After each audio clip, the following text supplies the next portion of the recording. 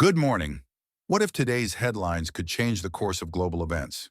In this update, you'll get the essential news you need, from new crypto regulations in Congress to legal battles over protests in Los Angeles.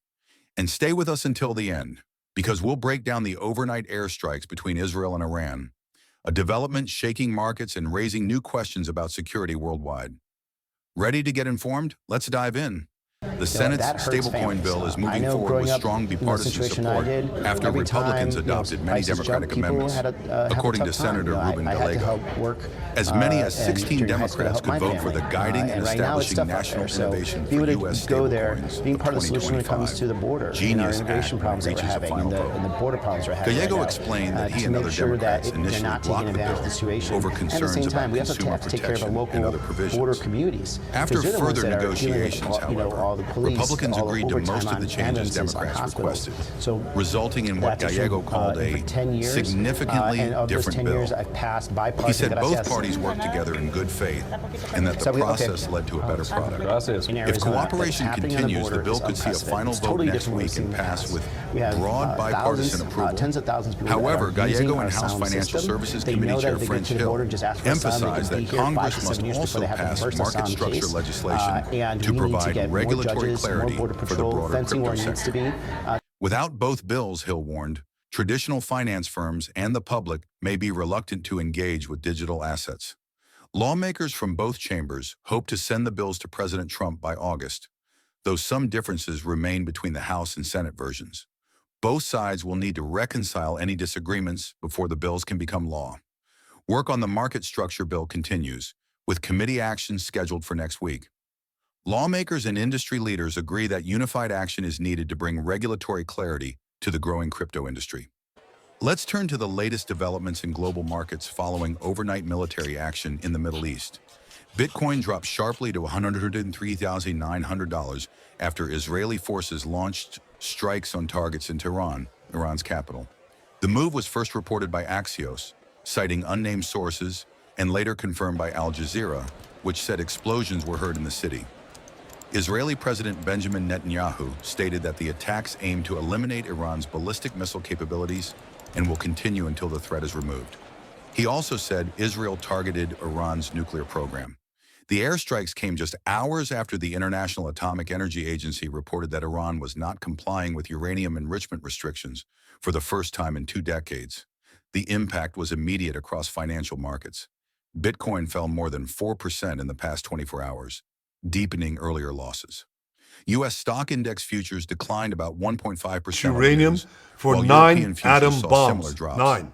In contrast, in recent months, assets surged. Iran has taken steps that it has never taken before, steps to weaponize this enriched uranium. Crude oil jumped 9%, if not stopped, $74 a Iran barrel, could produce a nuclear weapon in a sending very the US short time. 10-year It could Treasury be a yield year, down to it could be 4.32%. within a few months, less than a Currency year. markets also reacted. This is a clear and US present dollar danger strengthened against the to euro, Israel's very the British survival. pound, but lost ground 80 to the years ago, Japanese yen the Jewish and Swiss people were franc. the victims of a Meanwhile, on the Holocaust prediction platform perpetrated Polymarket, by the Nazi regime. traders had placed less than a Today, 30% the Jewish chance state on an Israeli refuses strike to be against a victim Iran of a before nuclear July. Holocaust US perpetrated President by Donald the Trump Iranian told regime. reporters that the Now, as United Prime States Minister, would prefer a I've made it diplomatic clear solution time with and again, Iran, warning Israel that any will attack never could lead to allow a massive those who conflict. call for our Now let's look at a major legal development regarding the use of military forces during protests in Los Angeles.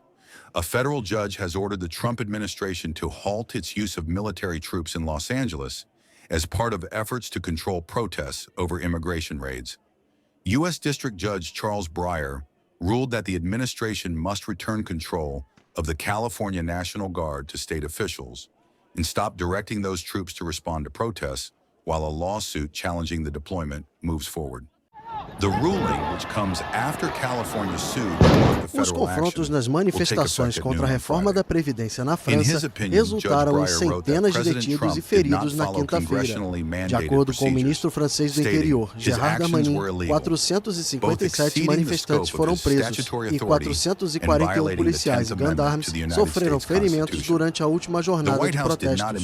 Darmanin informou ainda que houve mais de 900 incêndios de mobiliário urbano ou lixo em Paris. Em Bordeaux, manifestantes atearam fogo em objetos em frente à sede da prefeitura. A cidade do sul da França receberia uma visita do rei Charles III na próxima semana. durante a escalada de violência desde o último dia 16, quando Macron e a primeira-ministra da França, Elisabeth Borne, anunciaram a aprovação da reforma por decreto, devido aos temores de perder a votação na Assembleia Nacional. O texto passa agora por análise do Conselho Constitucional.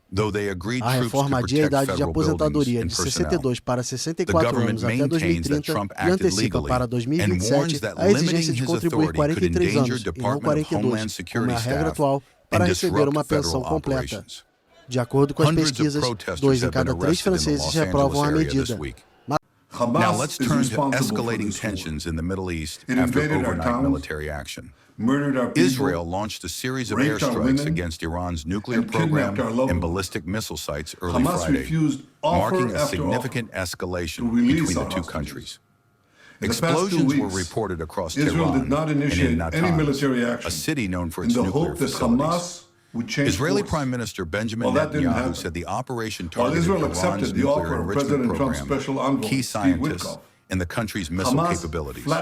He stated that the strikes would continue for as many days as it takes to remove the threat. Iranian state media reported that Hossein Salami, head of the Islamic Revolutionary Guard Corps, was killed in the attacks. Israel also reportedly targeted several top Iranian generals and nuclear scientists.